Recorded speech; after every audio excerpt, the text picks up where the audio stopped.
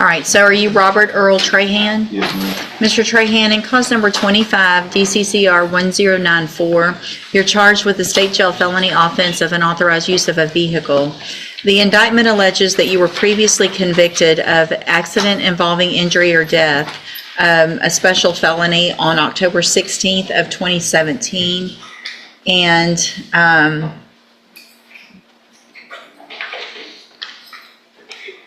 after that was final, you were convicted of evading arrest or detention with the use of a vehicle, October 17th of 2022, and also possession of a controlled substance, a second-degree felony on that same day. What that means in that case is that if you're found guilty and those prior convictions are true, the punishment would be enhanced to that of a second-degree felony. So it would be a minimum of 2 years up to 20 years in prison. Do you understand? Yes, ma'am. And then in cause number 25, DCCR 1317, you're charged with possession of a controlled substance, a state jail felony, from December 28th of 2024. It alleges those same prior offenses. And so in this case, also, if you were found guilty and if the those prior convictions were true, then you would be enhanced to second-degree felony, which is between 2 years and up to 20 years. Do you understand? Yes, ma'am. And then finally, oh, wait, hold on. In cause number 25, DCCR 1536, you're charged with a third-degree felony offense of, evading arrest or detention with the use of a vehicle from August 20th of 2025. The indictment alleges those same prior offenses, which in this case means that you would be considered a habitual offender with a minimum punishment of 25 years in prison up to 99 years or life. Do you understand? Yes, ma'am. In all of these cases, I have here on the tablet the plea bargain rejections that you've signed with Mr. Parker. This shows that the district attorney's office has made offers if you wanted to enter pleas of guilty for 10-year terms in all of those cases. And so that would mean in that last case, the evading going on count one only for the 10-year term to run concurrent, all three of them. You have every right to reject those offers and have your cases set for trial. I just want to make sure you understand what the possible consequences are if you go to trial and what your options are. And do you understand all of that? Yes, ma'am. And do you want to reject those offers and have your cases set for trial? Yes. And Mr. Coleman, is there any reason to anticipate that there's any other evidence that you haven't received that would change that offer? Not at all, Your Honor. In fact, the state will be filing a motion to accumulate the sentences in all three of these cases. So I do want to make sure you also understand because these are different offense dates, there is the potential, if you're found guilty in all three of the cases, that any sentence that you received from a jury could be stacked on top of each other. Do you understand that as well? Yes, ma'am. And that after today, I will not accept this plea agreement. You understand? Yes, ma'am. All right, then I will get your cases set on the trial docket. Mr. Parker has been appointed to represent you. He's one of the attorneys who handles a lot of cases for me as a court-appointed attorney. With your permission, I can release him and I can appoint another attorney who could begin preparation a little quicker. Is that okay with you? All right, Mr. Your Honor, as I've told the court, he has Brian Matuska as a parole lawyer, and he would be fine with Mr. Matuska, but it's obviously up to the court. I'll take a look at it. Typically, it's just a rotation. If Mr. Matuska is already handling something for you, we'll contact him, and if that works out, we'll appoint him. If not, then it'll just be somebody off the rotation. Yes, ma'am. Okay, you can go back with the bailiff.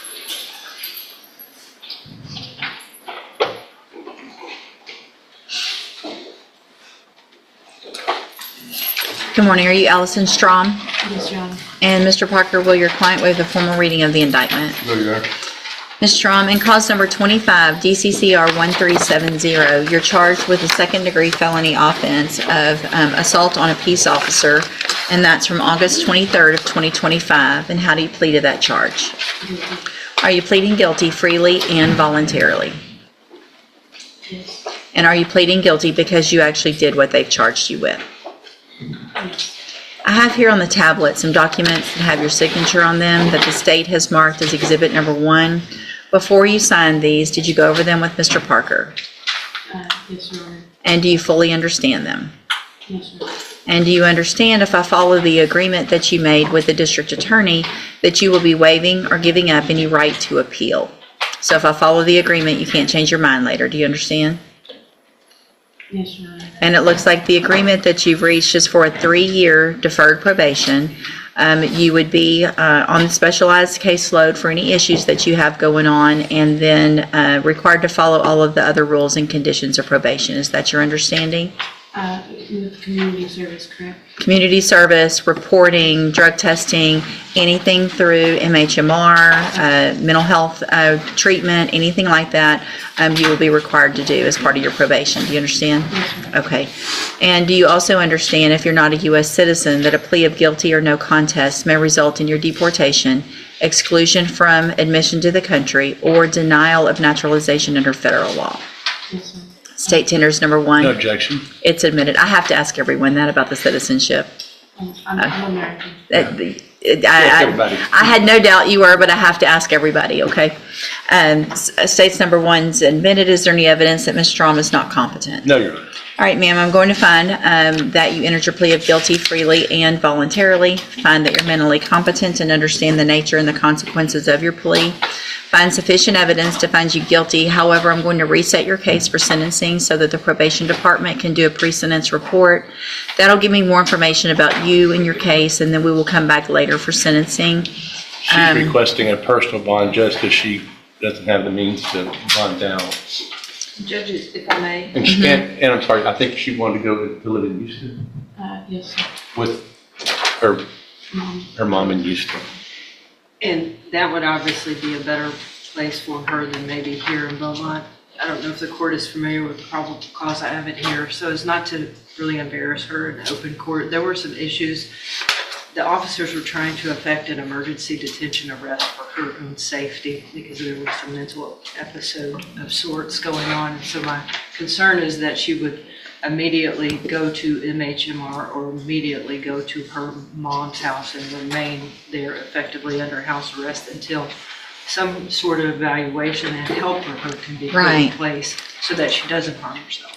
I guess my concern is during that period that she's not on probation, I'm not sure what access she has to Spinal Top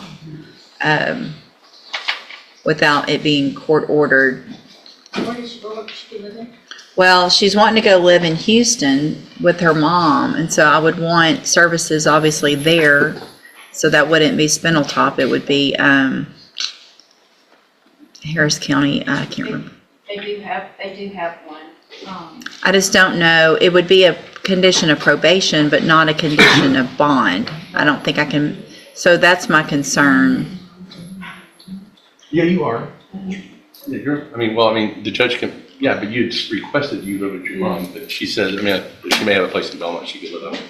Well, here's what I'm worried about is if I let you out on bond before we order probation and we have the conditions in place so that you can receive the treatment that you need, I need you receiving some treatment between now and then. Sorry. Go ahead, yeah, tell me. I have a prescription I have the full prescription currently. Some of it's in security and then some of it's at my mom's. Okay, That was part of the issue. She wasn't taking her medication when this happened.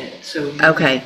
so you understand obviously at this point that you have to take the medication. Yes, ma'am. No matter how it makes you feel, good or bad, you have to take it. No, I've been taking it every day while here and consecutively for the 2 months. Good. I've noticed a difference. You feel better? I feel I have a little bit more hope.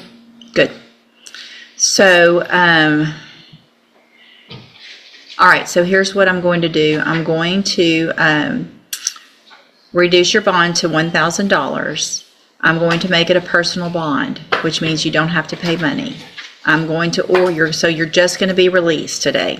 Yes, ma'am. But I'm going to order, I want you to go live with your mom. If that's the best place for you, you have medication there, she understands what's going on. So you're ordered as a condition of that bond to continue taking your medicine. Yes, ma'am. You're ordered to go live with mom. Okay. You need to make sure you know how to get in touch with Mr. Parker. If something happens and it doesn't work out with mom and there's somewhere else that you need to go, you need to let him know so that I can give you permission to go there. Yes, ma'am. Okay? Also, you're going to have to go to the probation department here as soon as you're released so they can start that pre-sentence report. Do I Okay. go today? Today, it depends on what time that you get out. So if you get out before 5 o'clock today, then it's better to go straight there today. If not, you'll go first thing tomorrow morning. Today, you're going to get some paperwork before you leave court today that has the address, where you're supposed to go, and everything. So don't leave and go to Houston before you take care of that appointment. I have somewhere I can stay for the night. Okay, perfect. All right, any other questions? No. We're good? Okay, we'll see you back at sentencing. Yes, ma'am.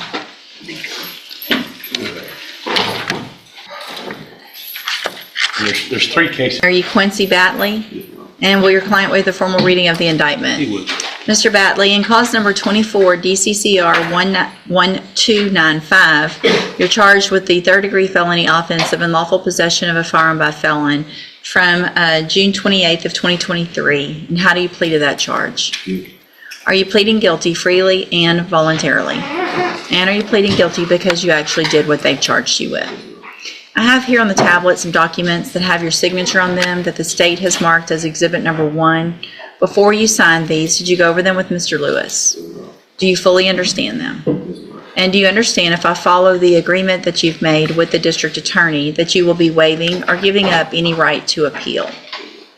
Do you also understand, if you're not a U.S. citizen, that a plea of guilty or no contest may result in your deportation, exclusion from admission to the country, or denial of naturalization under federal law? State tenders number 1. No objection, Judge. It's admitted. Is there any evidence that Mr. Mallet is not Mr. Batley is not competent? No, ma'am. All right, sir, I'm going to find that you entered your plea of guilty freely and voluntarily. Find that you're mentally competent and understand the nature and the consequences of your plea. Find sufficient evidence to find you guilty, and at this time find you guilty of unlawful possession of a firearm by felon. Sentence you in accordance with your agreement to a term of 5 years in the Institutional Division of the Texas Department of Corrections. You will receive credit on that sentence for any time that you've been in custody that the law gives you the right to receive. I'm handing you the trial court certification that shows this was an agreement that I followed, and so you have waived your right to appeal. I also handed you a written admonishment regarding your ineligibility to possess a firearm or ammunition. Obviously, you know this, but I'm required to read this to you.